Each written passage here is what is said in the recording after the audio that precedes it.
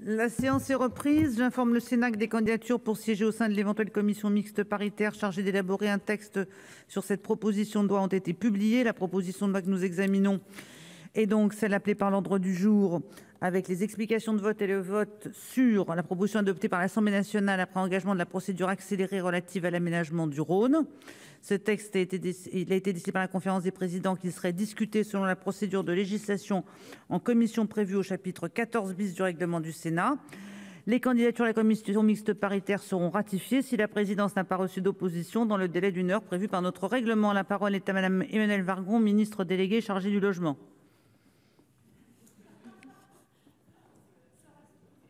S'il va arriver.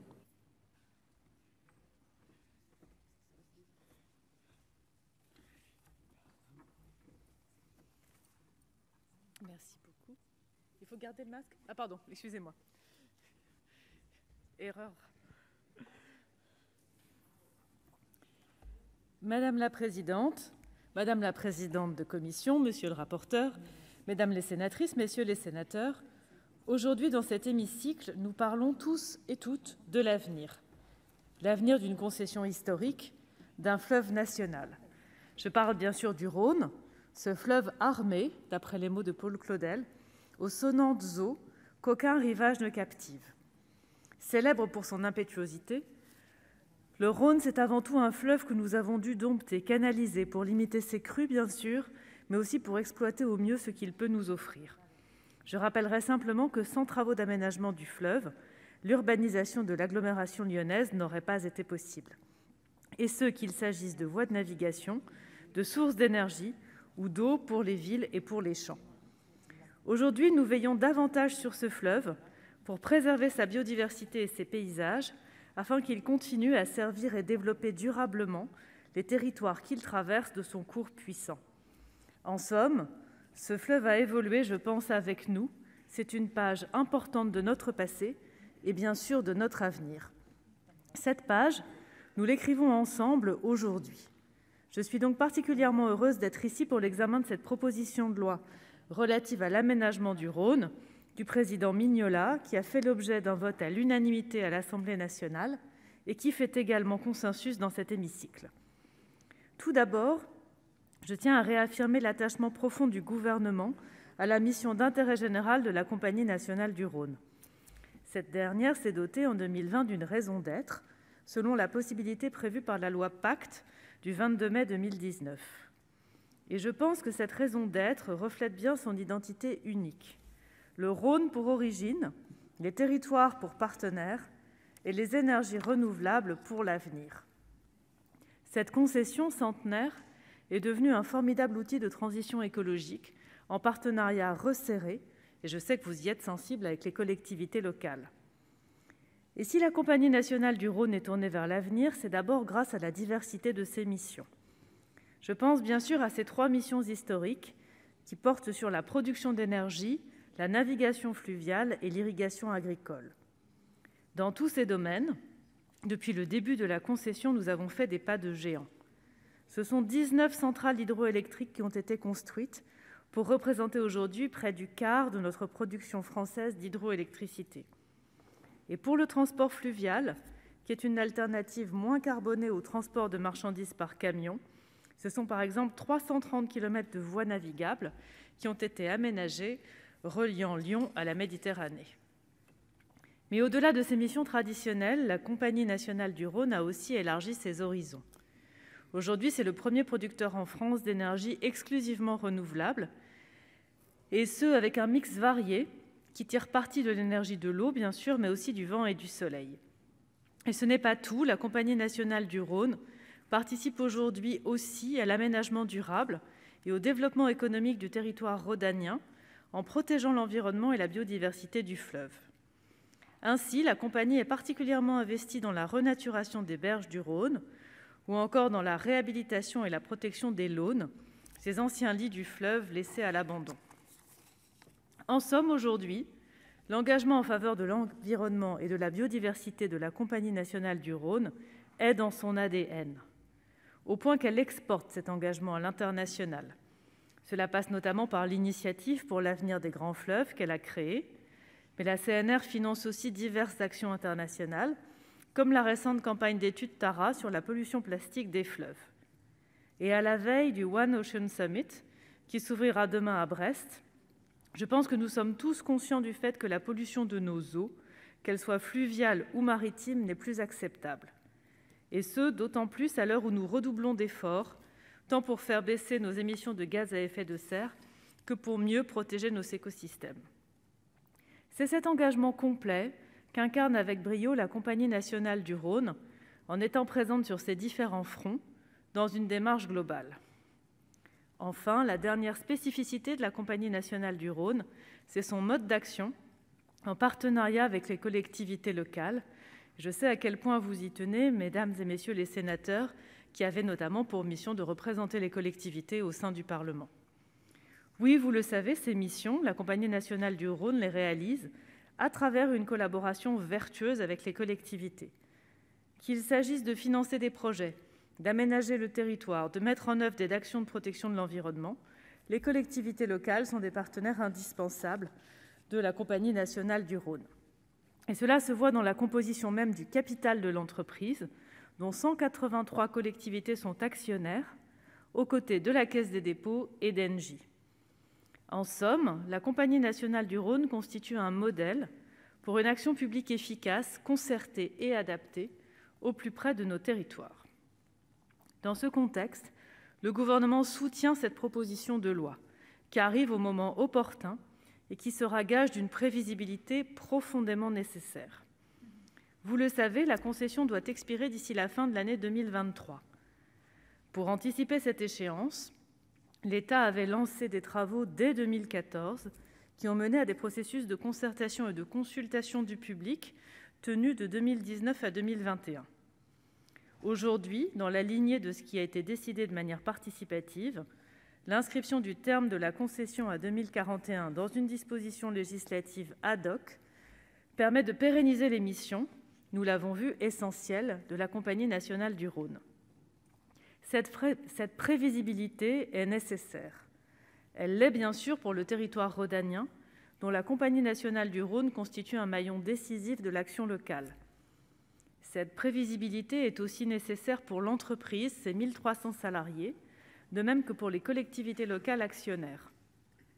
Surtout, assurer la stabilité de la concession était absolument vital pour assurer le succès de l'effort de transition écologique que nous entamons au niveau national. J'ai eu l'occasion de mentionner la participation cruciale de la CNR à cet effort, notamment en matière de développement des énergies renouvelables. Si nous voulons atteindre 40% d'énergies renouvelables dans notre mix national d'ici 2030 pour l'électricité, comme cela est prévu par la programmation pluriannuelle de l'énergie, alors un pilotage de long terme de la concession est indispensable. Pour atteindre nos objectifs à 10 ans, à 20 ans, à 30 ans, nous devons pouvoir anticiper, prévoir, maintenir le cap. C'est tout ce que nous apporte cette pérennisation de la concession. Surtout, la prolongation de cette concession permettra de renforcer et de consolider les actions de la Compagnie nationale du Rhône dans l'ensemble des champs de la concession. Cette proposition de loi a le mérite de profiter de cette prolongation de concession pour renforcer, par la même occasion, les exigences du cahier des charges. Le premier rapport de la révision du cahier des charges, c'est de pérenniser la trajectoire d'investissement ambitieux menée par la CNR. Ainsi, depuis 2003, la compagnie a financé, avec les collectivités locales, plus de 500 millions d'euros de projets territoriaux, notamment en faveur des énergies renouvelables, de la protection de la biodiversité, du tourisme ou de l'agriculture durable. La prolongation renforce le schéma directeur de la concession et prévoit que 165 millions d'euros continuent à être dédiés à ces missions tous les 5 ans par la CNR. C'est un relèvement supplémentaire de nos exigences pour que le concessionnaire continue à avancer avec ambition dans la voie qu'il a déjà commencé à emprunter. De même, la proposition de loi établit des exigences fortes pour le développement de l'énergie hydraulique et de la navigation fluviale, deux leviers puissants pour décarboner notre mix énergétique et nos modes de transport des marchandises. C'est un programme de travaux hydroélectriques et de navigation mobilisant un investissement total de 500 millions d'euros qui est ainsi prévu dans le cahier des charges révisé de la concession. En d'autres termes, cet investissement sera un formidable coup d'accélérateur donné à notre effort national de réduction de nos émissions de gaz à effet de serre. À ce titre, nous avons notamment prévu, dans le programme de travaux, que le concessionnaire devra réaliser une étude préalable à l'installation d'un nouvel ouvrage hydroélectrique de 40 MW dans le secteur de Saint-Romain de Jalognas. Nous avons notamment débattu de ce sujet à l'Assemblée nationale. Nous déciderons donc dans les prochaines années, à l'issue de la réalisation de ces études et d'une concertation publique, de la réalisation ou non de cet ouvrage. Et ce, en prenant en compte l'ensemble des enjeux, qu'ils soient énergétiques ou environnementaux. Toutefois, que nous décidions ou non de réaliser cet aménagement, l'équilibre économique sera maintenu à travers la redevance ou la réallocation de certains montants aux programmes pluriannuels quinquennaux. Au-delà du développement de nos énergies renouvelables, les exigences de l'État sont également renforcées en matière de biodiversité. Des travaux supplémentaires sont notamment prévus avec l'équipement de 6 barrages existants afin de compenser l'augmentation des débits réservés, tout en continuant à contribuer à la continuité piscicole. De même, l'axe du schéma directeur sur l'environnement a été renforcé et mentionne désormais explicitement la biodiversité. Enfin, le rapporteur de ce texte, Patrick Chauvet, a également proposé des amendements que la Commission a adoptés.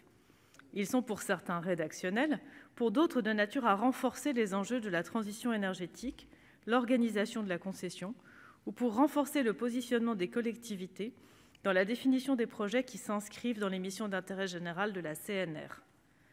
La suite du processus législatif, notamment en lien avec les députés auteurs de la proposition de loi, permettra, je le souhaite, de trouver un accord sur la rédaction du texte. Pour l'ensemble de ces raisons, le Gouvernement soutient cette proposition de loi et souhaite que le processus législatif puisse aller à son terme avant la fin du quinquennat.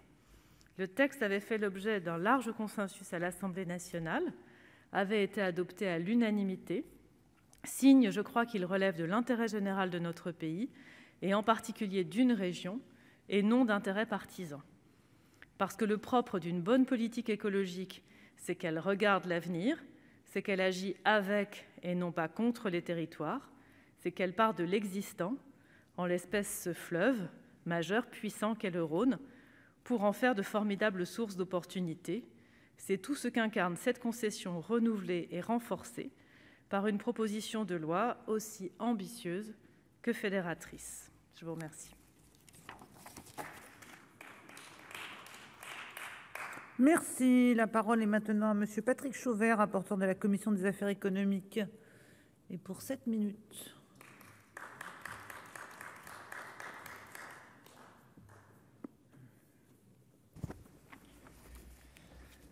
Madame la présidente, Madame la ministre, mes chers collègues, la proposition de loi que nous examinons vise à prolonger la concession du Rhône attribuée à la Compagnie nationale du Rhône, dite CNR. Il s'agit d'un texte important pour l'avenir de cet opérateur, alors que nos concessions hydroélectriques sont l'objet d'un contentieux européen. La Commission des affaires économiques souscrit pleinement aux objectifs poursuivis par la proposition de loi. Ils sont essentiels pour notre souveraineté et notre transition énergétique. Nous apprécions profondément le modèle économique de la CNR.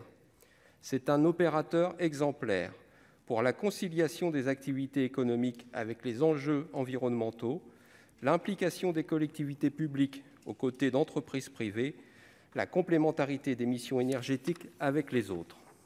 Créée en 1933, la CNR s'est vue confier la concession du Rhône avec pour mission la production d'hydroélectricité, la navigation fluviale et l'irrigation agricole. Il s'agit d'une société anonyme d'intérêt général dont le capital est détenu pour 1/3 par l'État et 1/6 par les collectivités. Dotée de 47 ouvrages hydroélectriques, dont 20 centrales, la CNR produit 25% de notre hydroélectricité. Elle est très impliquée dans le photovoltaïque et l'éolien. Or, cette concession arrive à échéance en 2023. Faute d'une prolongation, elle serait placée sous le régime des délais glissants. Actuellement, 39 concessions sur 400, soit 10%, en relèvent. Compte tenu de l'enjeu, Nous nous étonnons que la prolongation de la concession intervienne tardivement et législativement. Le Gouvernement aurait pu et dû prolonger la concession par décret, sitôt les travaux préalables achevés. Nous prenons acte de la méthode retenue et des garanties avancées par le Gouvernement quant à la conformité du texte avec nos engagements européens, notamment les aides d'État ou la directive concession. Nous souhaitons que la proposition de loi mette la CNR à l'abri du contentieux européen. Nous attendons du Gouvernement qu'il apporte enfin une solution globale, pérenne et négociée pour les concessions en délai glissant, car cette insécurité juridique est délétère. Dans ce contexte, la proposition de loi approuve un nouveau cahier des charges de 70 articles et un nouveau schéma directeur en 5 volets. Leurs principales évolutions sont les suivantes. En premier lieu, un transfert de 3 000 hectares est prévu de voies navigables de France vers la CNR. Cela représente 300 titres d'occupation et 500 000 € de redevances. Deuxièmement, des programmes pluriannuels quinquennaux fixent les principaux investissements. 165 millions d'euros par plan et 500 millions d'euros au total. Troisièmement, un programme de travaux supplémentaires prévoit les opérations de rénovation ou de construction. L'une d'elles, à Saint-Romain-de-Jalionnas, est en suspens. C'est un point d'attention car son coût est de 190 millions d'euros. Autre évolution, la redevance intègre davantage d'évolution du prix de l'électricité. Elle peut être alourdie faute de réalisation de l'opération en suspens. Enfin, les énergies réservées allouées aux bénéficiaires agricoles confortent les usages liés à l'irrigation. Ce sont 10 000 kilowatts qui pourraient leur être réaffectés. Les amendements que la commission a adoptés à mon initiative visent à consolider la proposition de loi selon 4 axes. Tout d'abord, nous avons souhaité développer les énergies renouvelables en intégrant pleinement les missions de la CNR. 100 ans après la loi de 1921 sur l'aménagement du Rhône, dans la promotion de la transition énergétique, de la réduction des émissions de gaz à effet de serre, avec pour ligne de mire l'atteinte de la neutralité carbone d'ici 2050. Plus concrètement, nous avons entendu favoriser 2 projets énergétiques, l'hydrogène renouvelable et bas carbone et le photovoltaïque innovant. Plus encore, nous avons souhaité mieux associer les collectivités en consacrant l'organisation du comité de suivi en commission territoriale et en prévoyant leur consultation sur le programme de travaux supplémentaires, dont l'opération en suspens. Nous avons aussi entendu rétablir l'avis des conseils départementaux et régionaux sur la modification du cahier des charges et du schéma directeur. Nous avons enfin voulu garantir l'éligibilité des groupements de communes au projet de la CNR. Un autre enjeu a été de soutenir les professionnels agricoles en assurant l'association du ministère de l'Agriculture au statut de la CNR et à son comité de suivi. Pour les énergies réservées, nous avons souhaité éviter tout effet de bord sur les bénéficiaires et garantir l'allocation de compensation financière aux acteurs de terrain. Il nous a aussi semblé utile de compléter les missions de la CNR par le développement des emplois liés à l'irrigation agricole. Le dernier point a été de renforcer la sécurité juridique de la concession. Nous avons entendu maintenir la référence aux missions d'intérêt général de la CNR, préciser une obligation comptable et encadrer une procédure domaniale. Mon travail de rapporteur s'est donc voulu concret, consensuel et concerté pour enrichir le texte en direction de la transition énergétique, du dialogue territorial et du développement agricole. Il répond directement aux demandes formulées à l'occasion de mes auditions, où j'ai entendu 30 personnalités, dont les collectivités. Je suis fier que le texte ainsi amendé par la Commission ait été adopté par elle à l'unanimité et invite le Sénat à réitérer ce vote. Je vous remercie.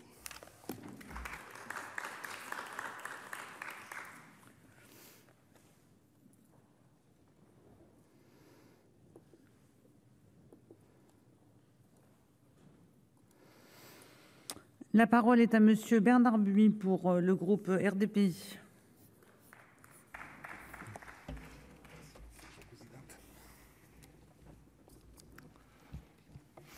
Madame la présidente, madame la ministre, madame la présidente de la commission des affaires économiques, monsieur le rapporteur, mes chers collègues, des eaux de fonte d'un glacier, il naît à plus de 3000 mètres d'altitude, à hauteur des cimes suisses.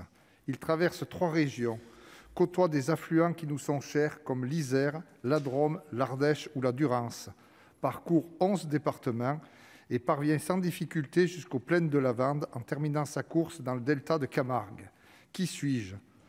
Le suspense n'a bien sûr rien d'insoutenable, c'est bien du Rhône dont je vous parle. Cet après-midi, si tout se passe bien, et cela se passera bien, nous devrions permettre à ce fleuve de rester entre de bonnes mains. Car contrairement à la Loire, peu domptable en raison de son lit constitué de sable, le génie humain a su maîtriser ce fleuve pour en saisir tout le potentiel économique et stratégique. Le génie humain, c'est d'abord et avant tout la Compagnie nationale du Rhône, et je tiens à saluer ses représentants qui se trouvent en tribune. La Compagnie nationale du Rhône a su tirer sa légitimité en raison de sa grande proximité avec les territoires et de sa capacité à redistribuer la valeur qu'elle a su créer. Les missions cardinales de la CNR, production d'énergie, navigation fluviale et irrigation agricole, qui ont fait l'originalité et la force de la compagnie, ont ainsi permis de créer des partenariats presque charnels avec les territoires. Je vous parle ensuite d'une société résolument tournée vers le renouvelable qui a su s'implanter dans l'ensemble du pays. Je pourrais évoquer ces 57 parcs éoliens situés certes le long de la vallée du Rhône, mais surtout dans les Hauts-de-France, la région Centre et les Pays de la Loire, des plaines qui bénéficient de vents réguliers. La CNR, ce sont aussi ces 49 centrales photovoltaïques, toutes situées sous une ligne Lyon-La Rochelle, pour pouvoir bénéficier d'un maximum d'ensoleillement. Mais parler d'énergie, sans évoquer le potentiel hydroélectrique de la compagnie, n'aurait pas été honnête. Nous bénéficions en effet d'un trésor national composé de 19 barrages et 47 centrales qu'il nous faut à tout prix préserver. Élu drômois, je ne peux m'empêcher de faire référence à la centrale de Bourg-les-Valences, inaugurée il y a plus de 50 ans. Ce mastodonte architectural de béton et d'acier a nécessité 3 ans de chantier et mobilisé 2200 hommes et plus de 20 entreprises. Plus que la construction en elle-même, c'est la position géographique de cet aménagement qui aura mobilisé les ingénieurs. En effet, l'ouvrage situé à la confluence du Rhône et de l'Isère devrait prendre en compte cet apport d'eau supplémentaire.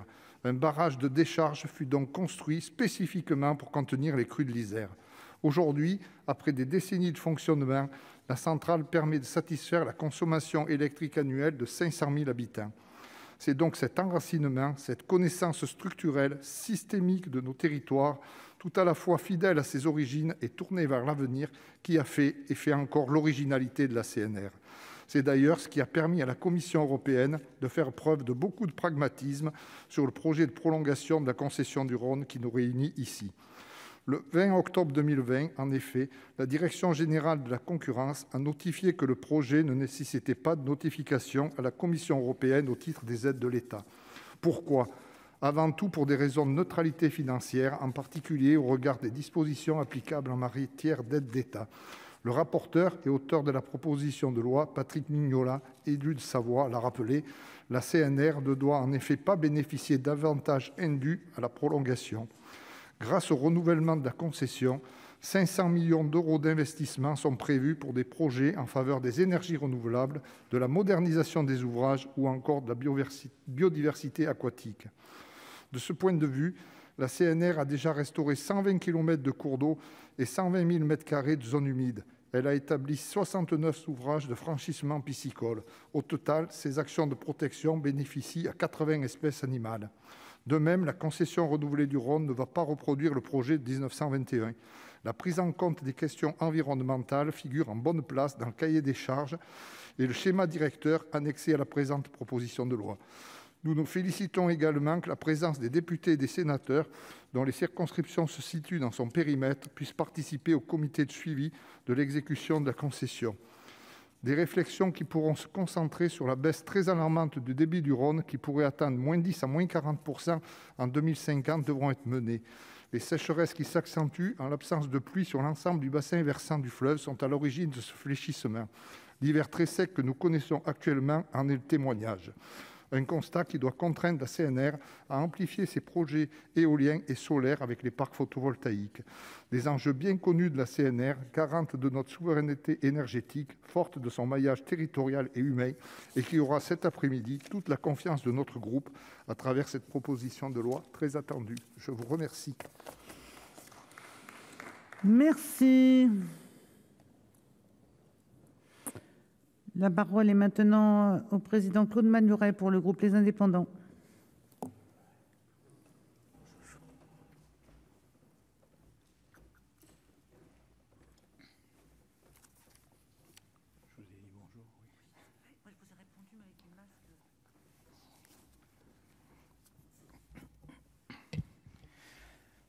Madame la présidente, Madame la ministre, Monsieur le rapporteur, mes chers collègues, de sa source au sein d'un glacier suisse jusqu'au bout des 814 km qu'il parcourt pour se jeter dans la mer Méditerranée, le Rhône ne traverse pas moins d'une dizaine de départements, de grandes villes telles que Lyon et aussi de grands espaces naturels.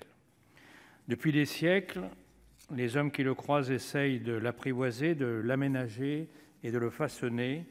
Son lit a été de nombreuses fois remodelé. Il est maintenant en cours de renaturation. Victime du dérèglement climatique, il est pourtant l'une des solutions principales pour le combattre. Le glacier qui l'alimente recule et les prévisions quant à son débit augurent d'une baisse très importante.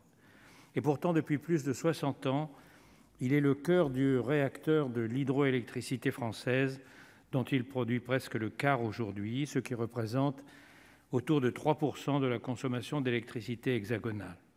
Autour d'une vingtaine d'usines hydroélectriques jalonnent ce fleuve, dont les propriétés ne s'arrêtent pas là. Le Rhône traverse des territoires industriels majeurs, dont il représente bien souvent un point fort, mais il est aussi le refuge d'une biodiversité qui, depuis peu, commence à reprendre sa place. La nature et l'humain se rencontrent sur ses rives et profitent de ses bienfaits, mais l'équilibre est précaire et doit retrouver une nouvelle jeunesse grâce aux efforts pour lutter contre les pollutions. Il est aussi un formidable outil pour le transport fluvial qui reprend au fur et à mesure une place importante. Les engagements exigeants de la France en matière de réduction des émissions de CO2 passeront par le retour à des modes de transport ferroviaires et fluviaux. Enfin, le Rhône est un atout inestimable pour les territoires qu'il traverse sur le volet touristique et de préservation de la faune et de la flore. Le travail fourni pour son aménagement est aussi celui de l'aménagement des territoires qui le bordent. Depuis près de 90 ans, il revient à la Compagnie nationale du Rhône d'entretenir le fleuve et de dialoguer avec les collectivités territoriales à l'aménagement de leur territoire. La prolongation de la concession allouée à la CNR est l'objectif principal du texte que nous avons examiné en commission des affaires économiques. Proposition de loi d'équilibre entre les forces politiques du pays, elle a fait l'unanimité à l'Assemblée nationale et au sein de notre commission au Sénat. Même la Commission européenne, pour qui la question de la mise en concurrence sur le marché de l'énergie hydraulique, surtout en France, est un sujet sensible, cette commission considère cette prolongation comme compatible avec les principes européens des aides d'État. Je salue le travail effectué au Sénat, les échanges que nous avons eus et l'impulsion qui a été donnée à ce texte par notre rapporteur. Au-delà de la volonté de prolongement de la concession, que je soutiens pleinement, 2 points me semblent aller dans le sens des transitions. Le premier est celui de la relation avec les territoires. La CNR, les acteurs de terrain, au premier rang desquels les collectivités territoriales, fournissent un travail considérable qu'il faut encourager. Renforcer leurs liens est essentiel afin de remplir les objectifs industriels et environnementaux que nous nous sommes fixés. Le deuxième point est le fait d'inscrire l'aménagement du Rhône dans les objectifs de neutralité carbone en 2050. Le schéma directeur a été complété par des points importants sur le solaire innovant ou encore l'hydrogène renouvelable bas carbone. Ce sont des technologies d'avenir qui participeront au développement d'une écologie libérale, seul moyen de réaliser nos transitions. Enfin, je me félicite des efforts déployés pour renforcer la sécurité juridique de la concession et les missions d'intérêt général que fournit la Compagnie nationale du Rhône. Pour toutes ces raisons, le groupe des Indépendants votera en faveur de ce texte. Merci, Monsieur le Président.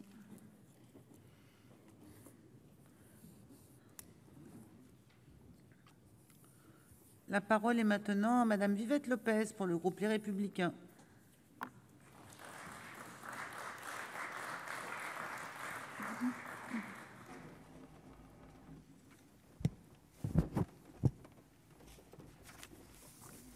Merci.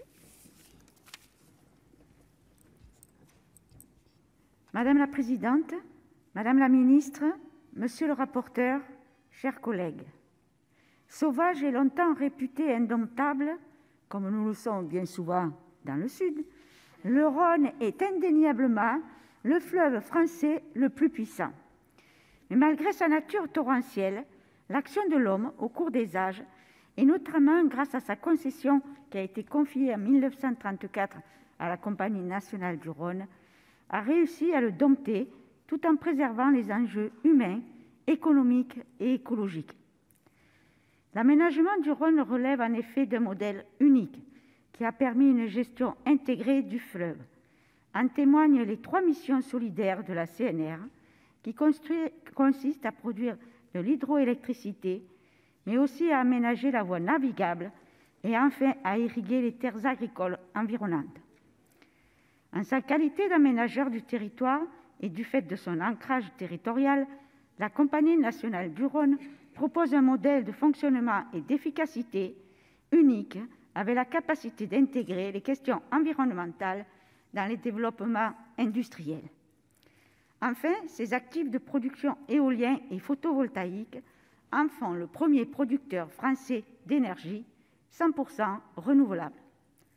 Voilà notamment pourquoi la présente proposition de loi, qui vise à prolonger cette concession jusqu'au 31 décembre 2041, a fait l'objet d'un si large consensus. Face au risque d'ouverture à la concurrence dans le cadre européen, il existait en effet un vrai risque que la rente électrique du Rhône soit confiée à des intérêts étrangers, mettant en cause une partie de l'indépendance énergétique de notre pays. Chacun a pressenti la nécessité de protéger ce modèle unique en France et la prolongation jusqu'en 2041 s'est donc imposée à tous comme une évidence. Cette prolongation se fait néanmoins avec ambition et de manière dynamique, et je veux saluer ici la belle énergie insufflée par la mise à jour du cahier des charges et du schéma directeur. Cette actualisation met en place un ambitieux plan de route qui prévoit 500 millions d'investissements sur le Rhône afin d'accroître la navigation fluviale, notamment pour le transport des marchandises. La compagnie prévoit également d'augmenter à corps sa production d'énergie renouvelable, qui représente déjà 24% de la production d'énergie verte en France. Enfin, la Compagnie nationale du Rhône a également mis en avant sa volonté de poursuivre sa politique d'aménagement du territoire, de l'agriculture et de la préservation de la biodiversité, en partenariat avec les 183 collectivités locales adhérentes. Ces projets vont indéniablement donner du souffle à ce renouvellement de concessions. En ma qualité d'élu du Gard, vous comprendrez que je m'attarde néanmoins quelque peu sur le territoire du Grand Delta du Rhône, puisque le périmètre concédé actuellement 27 000 hectares répartis sur 3 régions et 11 départements doit être étendu à l'ensemble du Petit Rhône et du Grand Rhône. Seules les écluses de la ville de Beaucaire et de Saint-Gilles demeureraient ainsi gérées par les voies navigables de France. L'ensemble des élus de mon territoire, regroupés sous la forme d'un syndicat interrégional d'aménagement, le CIMADREM, sont favorables à cette prolongation qui va leur permettre d'avoir un interlocuteur au lieu de 2, et je me félicite de cette simplification. Pour une fois que l'on simplifie, on ne peut que s'en féliciter. Le CIMADREM a pour mission de la gestion des milieux aquatiques et la prévention des inondations sur le territoire du Grand Delta Rhône. Avec eux, je me réjouis également des plans quinquennaux qui vont également permettre d'amener des financements de la CNR dans les domaines de l'environnement et de l'agriculture sur cette partie du Rhône qui a peu bénéficié jusqu'à aujourd'hui des retombées économiques des aménagements depuis sa création en 1970. En outre, les enjeux du territoire du Grand Delta du Rhône, hors biens et personnes, sont l'environnement et l'agriculture. Si de nombreux acteurs interviennent dans le delta du Rhône pour l'environnement afin de faire face au changement climatique, on constate que l'agriculture commence à subir des remontées de sel liées à l'élévation du niveau marin. Il serait donc nécessaire d'adapter ces prises d'eau en pompant les eaux de surface moins salées. Il serait alors souhaitable qu'une part des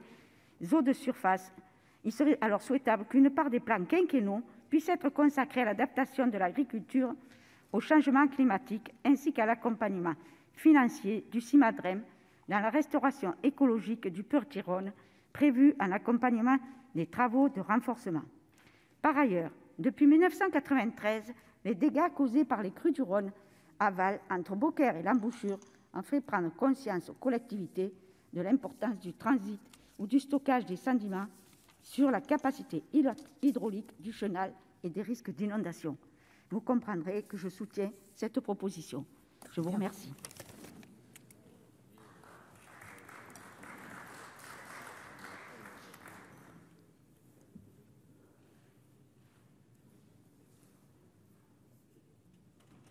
La parole est maintenant à Monsieur Thomas Dossus pour le groupe Écologie Solidarité et Territoires. Bonjour. Merci Madame la Présidente, Madame la Ministre, Madame la Rapporteure, mes chers collègues. Non, c'est Monsieur. C'est ça, pardon. Excusez-moi. Madame la... Ouais, on va y arriver. C'est ça. C'est peu dire que ce texte était attendu, que ce soit pour l'aménagement du Rhône, pour les milliers de salariés qui y travaillent, pour les élus et les collectivités territoriales concernées. Et bien sûr, pour notre politique énergétique, pour les enjeux climatiques et de biodiversité.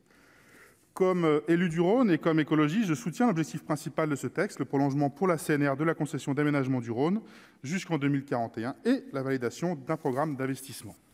500 millions d'euros pour la production d'énergie hydraulique, le transport fluvial, l'irrigation ou encore la protection de la biodiversité. Ce sont des axes forts pour le futur du Rhône et pour notre futur commun.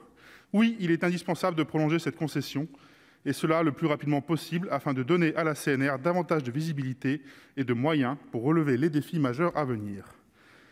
Et la baisse du débit de 10 à 40% du Rhône à l'horizon 2050, selon les scientifiques, doit nous interpeller. C'est loin d'être anodin pour le fleuve le plus nucléarisé de France, voire d'Europe, avec 4 centrales à refroidir. Et ce refroidissement, l'irrigation des cultures, bref, l'avenir climatique de la vallée du Rhône va avoir un impact fort sur notre quotidien.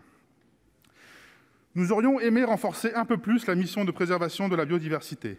C'est pour nous un critère majeur à prendre en compte sans l'opposer au déploiement de l'hydroélectricité. Nous devons concilier ces deux enjeux. La CNR doit poursuivre la réalisation des missions d'intérêt général qui participent au développement de la vallée du Rhône. Le maintien des emplois en dépend, comme la possibilité de nombreux recrutements. Enfin, ce texte est aussi l'occasion de réaffirmer notre opposition à l'ouverture à la concurrence de nos barrages hydroélectriques. Si cette proposition de loi met la CNR à l'abri du contentieux européen, quid des autres concessions? Le gouvernement n'a jamais proposé de solution globale et pérenne pour l'ensemble des concessions, notamment celles placées sous le régime des délais glissants. C'est pourquoi nous défendons un véritable service public de l'énergie renouvelable, un grand acteur public qui aurait pour mission d'organiser la transition énergétique, d'atteindre nos objectifs de déploiement des énergies renouvelables, d'assurer la souveraineté énergétique du pays, de maintenir des prix abordables pour les consommateurs et de coordonner, de réguler les initiatives privées aujourd'hui souvent contestées. La question du statut hybride, mi-public, mi-privé de la CNR se posera d'ailleurs à terme. La maîtrise des retenues d'eau pour produire de l'électricité ou pour tout autre usage doit répondre à des besoins d'intérêt général et pas aux besoins de rentabilité du privé. La situation actuelle, avec des barrages en amont et en aval du même Valais gérés par des compagnies différentes, pose question. Au final, vous l'aurez compris, nous voterons pour ce texte, qui est un premier pas. Il fait écho à notre proposition de loi visant à maintenir les barrages hydroélectriques dans le domaine public, examinée il y a à peine 3 mois et qui avait été rejetée en bloc ici par le Sénat. L'avenir du Rhône se joue dans l'immédiat à travers ce bel outil qu'est la CNR. Mais je souhaiterais conclure en ouvrant un autre débat. Un débat qui doit nous permettre d'envisager un nouveau cadre juridique pour le Rhône.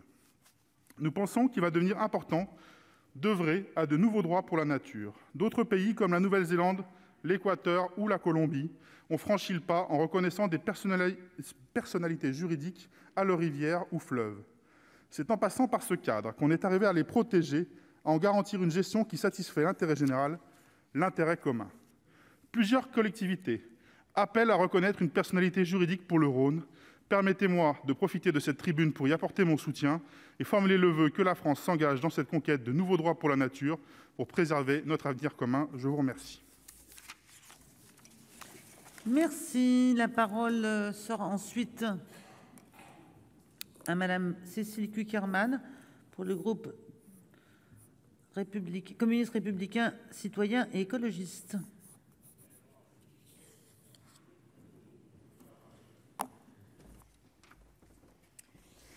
Merci Madame la Présidente, Madame la Ministre, mes chers collègues. Je vais le dire d'emblée, notre groupe votera pour cette proposition de loi, car elle permet effectivement de repousser à 2041 la question de la mise en concurrence de la concession du Rhône, qui arrive à son terme en 2023. Dans un climat et une période que nous ne cessons de dénoncer, où la mise en concurrence est monnaie courante, ce texte, aux antipodes de cette logique, est un véritable bol d'air. C'est d'ailleurs cette logique qui devrait guider le gouvernement, Madame la Ministre, dans le projet Hercule que nous dénonçons fermement.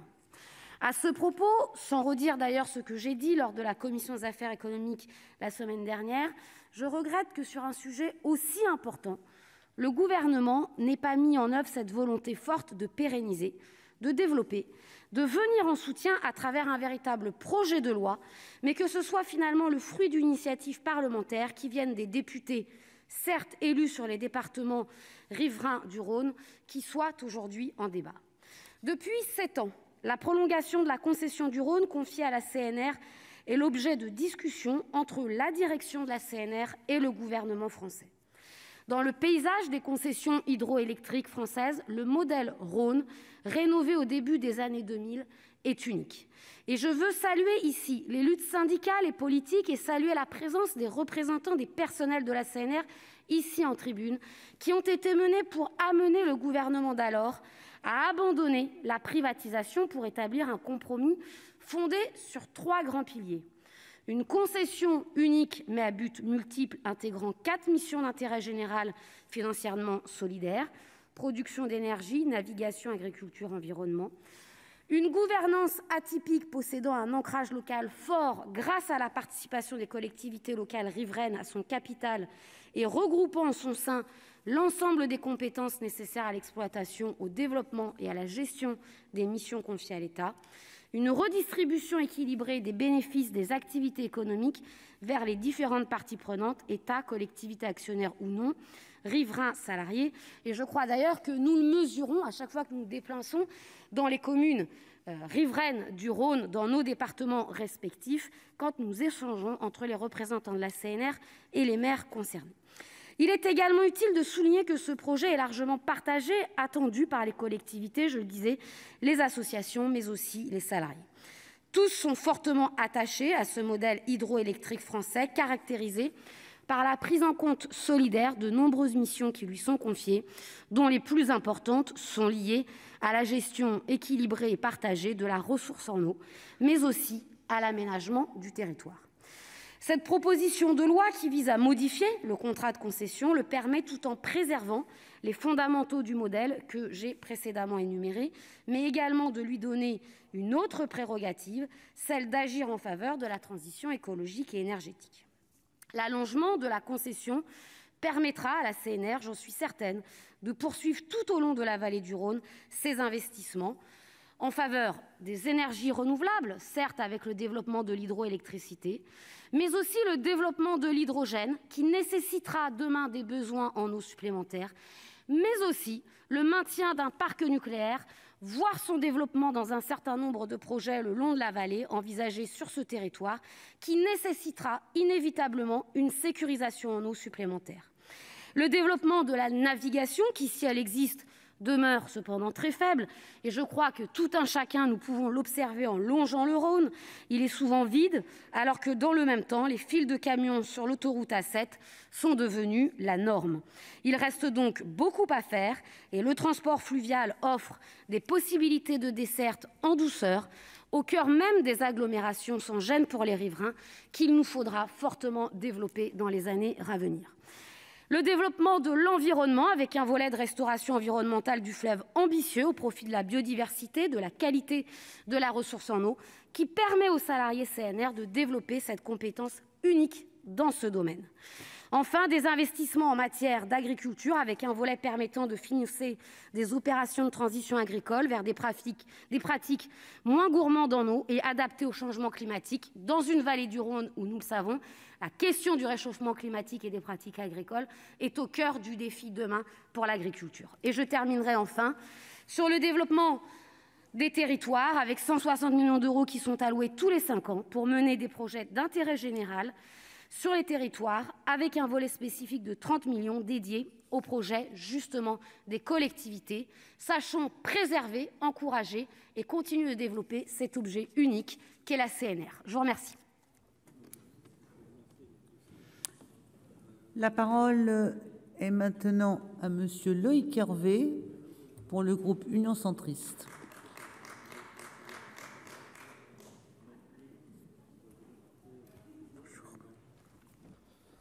Madame la présidente, madame la ministre, madame la présidente de la commission, monsieur le rapporteur, mes chers collègues, le Rhône est si profond, si rapide et si large que dans la grande Europe, il n'a pas son pareil. Emportant des bateaux sans nombre avec leurs charges, il va roulant de l'or et roulant du soleil. C'est ainsi que débute le poème de Jean Écart, et ce poème reflète le moment singulier du texte qui nous est soumis au vote cet après-midi. En effet, il s'agit de modifier une loi adoptée il y a tout juste 100 ans, le 27 mai 1921. Cette loi est venue créer la Concession générale d'aménagement et d'exploitation du Rhône en lui confiant 3 missions: la production d'hydroélectricité, la navigation fluviale et l'irrigation agricole. Ce modèle de concession unique en France a été attribué par la suite, en 1933, à la Compagnie nationale du Rhône, une société anonyme d'intérêt général. Avant de revenir sur la finalité de cette proposition de loi de notre collègue député, le président Patrick Mignola, et les apports adoptés par la commission des affaires économiques, je tiens à saluer et à remercier notre collègue Patrick Chauvet pour son rapport, qui est venu consolider l'équilibre général du texte, essentiel pour notre souveraineté et notre transition énergétique. Ainsi, en tant que parlementaire du département de la Haute-Savoie, frontalier de la Suisse, où le Rhône prend sa source à 2200 mètres d'altitude dans le massif du Saint-Gothard, au cœur d'un glacier, et prend fin dans le delta de la Camargue pour se jeter dans la Méditerranée, je ne peux que me réjouir de porter la voix de mon groupe, le groupe de l'Union centriste, sur ce texte aujourd'hui. Le sujet de cette prolongation et de la modernisation de la concession du fleuve Rhône attribuée à la CNR n'est ni nouveau, mais il reste par ailleurs complexe.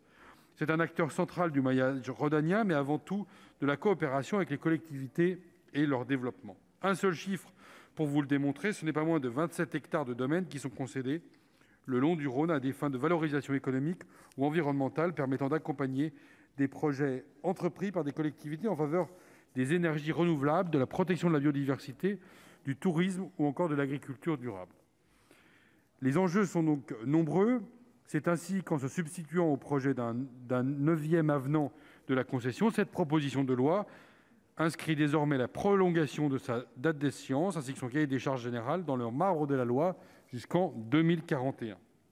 Pour l'essentiel, la commission des affaires économiques a repris le texte initial tout en renforçant ce texte sous 4 axes. Tout d'abord, le développement des énergies renouvelables. Désormais, les missions historiques de la CNR s'inscriront dans la réalisation des objectifs de la politique énergétique nationale, à commencer par l'atteinte de la neutralité carbone à l'horizon 2050, ou encore en favorisant la transition énergétique et la réduction des émissions de gaz à effet de serre. Ensuite, la meilleure association des collectivités territoriales quant aux prises de décision du comité de suivi de l'exécution de la concession. Il est nécessaire d'être au plus près des territoires. C'est une obsession sénatoriale. Communes, conseils départementaux, conseils régionaux et nous autres parlementaires, tous doivent être consultés, associés concernant une modification du cahier des charges ou alors du schéma directeur.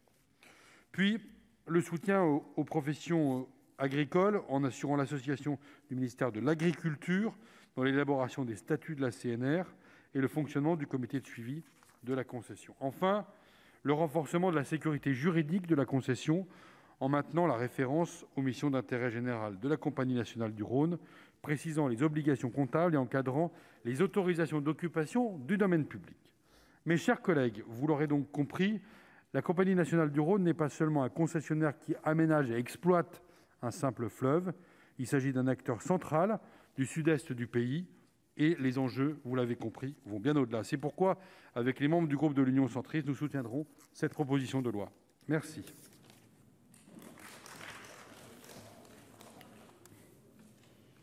Merci. La parole est maintenant monsieur Henri Cabanel pour le groupe du Rassemblement démocratique social européen.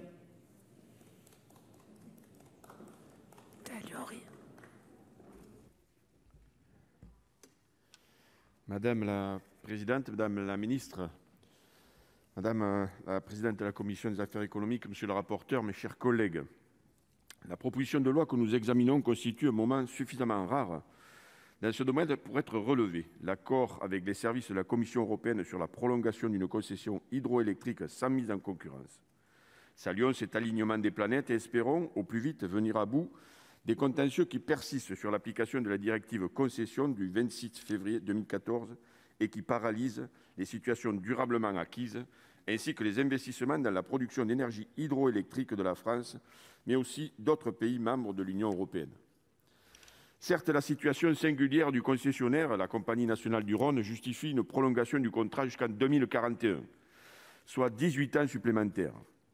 Comme cela a été dit, la CNR a été privée de l'exploitation des barrages de 1946 à 2006 en raison de la nationalisation de la production de l'énergie. Il reste que cette initiative parlementaire est peu habituelle, juridiquement originale, puisque la concession est prolongée par voie législative, ce qui lui confère un caractère solennel. Cependant, cela ne figera aucunement les modalités de l'exécution de la concession, toute modification pouvant intervenir ultérieurement par décret. La concession de l'aménagement du Rhône, qui assure une triple mission d'intérêt général, la production hydroélectrique, la navigation et l'irrigation agricole, est la parfaite illustration des raisons pour lesquelles l'exigence de l'État vis-à-vis du concessionnaire ne doit pas fléchir. Cela passe notamment par l'établissement du cahier des charges qui doit viser la préservation de l'aménagement et de l'attractivité de nos territoires et surtout la protection quantitative et qualitative de l'eau, bien commun qui se raréfie. C'est d'autant plus vrai que les débits pourraient baisser de 40% en 2050. Or, les activités agricoles installées en dépendent pour l'irrigation qui représente 50% des prélèvements nets sur le Rhône, soit 320 millions de mètres cubes. Ce texte interroge sur la nécessaire modernisation des contrats de concession au regard de la durée particulièrement élevée de ces contrats. Fait notable nouveau, l'ajout de clauses de revoyure en 2028 et en 2034 à des fins d'ajustement me semble plus pertinente de nos jours. L'établissement de contrats presque centenaires, peu évolutifs, pratiquement gravés dans le marbre, dont la longévité dépasse largement celle des lois actuelles, n'a plus sa raison d'être. Il faut permettre à l'État de garder la main sur des actifs stratégiques, de ne pas laisser les concessionnaires se reposer sur ses lauriers afin de les inciter à investir. En l'espèce, 500 millions d'euros d'investissement sont attendus à travers les programmes pluriannuels quinquennaux.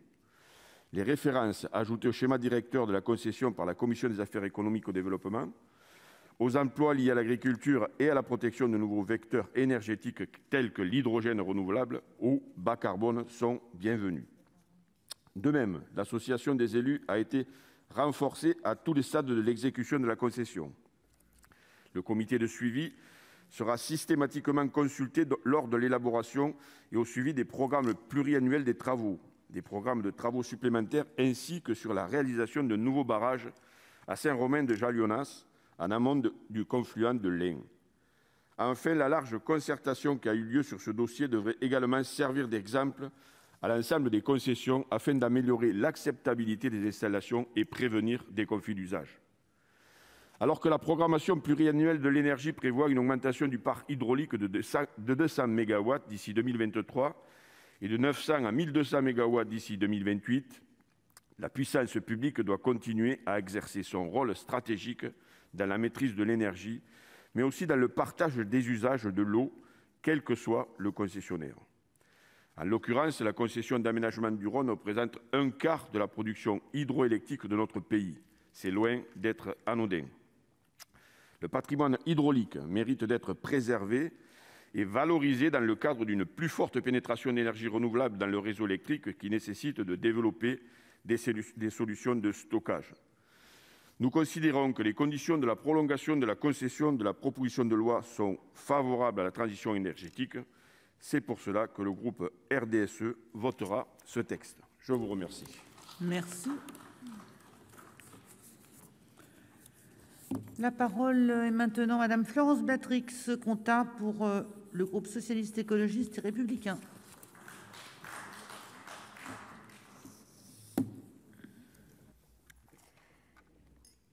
Merci Madame la Présidente, Madame la Ministre, mes chers collègues. Cette fin de législature voit des textes importants soumis au dernier moment et sous le coup de l'urgence. C'est le cas pour cette proposition de loi suivant la procédure de législation en commission. Néanmoins, ce texte est essentiel.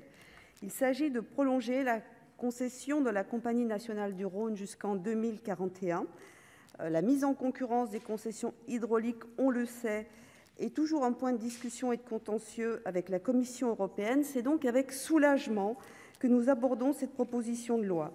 Notre devoir de parlementaire est d'apporter vision, stabilité et sécurité à l'ensemble de la production hydroélectrique française.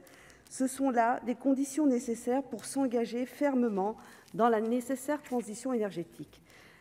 Le Rhône est un fleuve au débit irrégulier, parfois dangereux. Les humains, depuis toujours, se sont efforcés d'en régulariser le cours.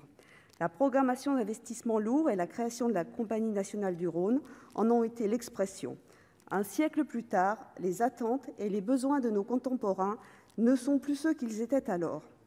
Il y a une urgence nouvelle qui nous contraint toutes et tous, où que nous soyons. Le changement climatique et ses effets nous obligent à modifier fortement nos approches antérieures. Nous devons nous inscrire dans la réalisation des objectifs de la politique énergétique nationale et veiller à atteindre la neutralité carbone à l'horizon 2050.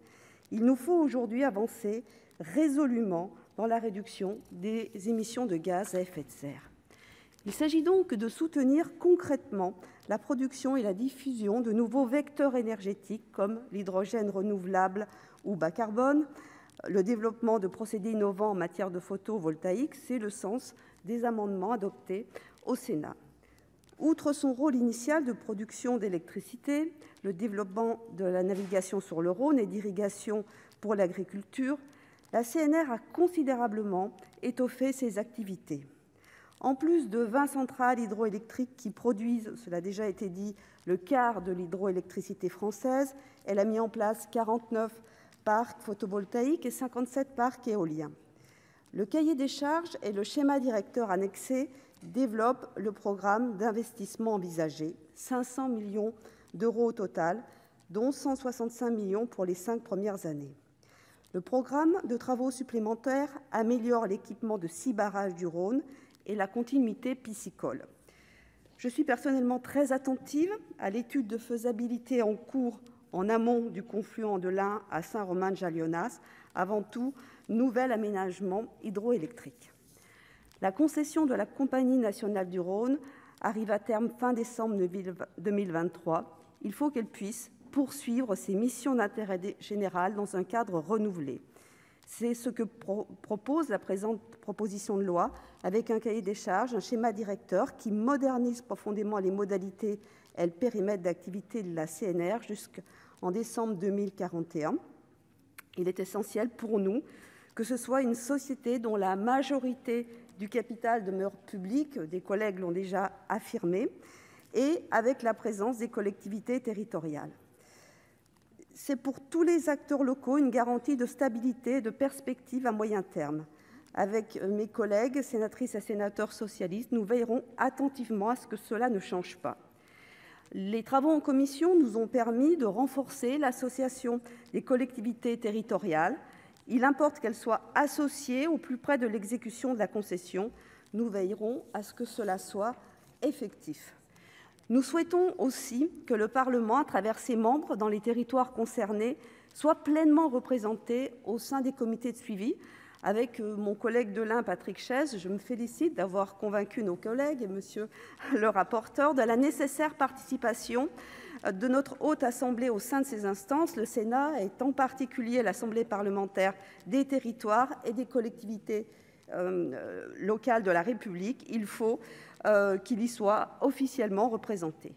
Et donc, les sénateurs et les sénatrices du groupe socialiste, écologiste et républicain, nous sommes favorables à cette proposition de loi de prolongation de la concession de la CNR dans un cadre renouvelé, modernisé, en annexant un cahier des charges. Et nous voterons positivement sur ce texte. Madame la présidente, madame la ministre, chers collègues, je vous remercie.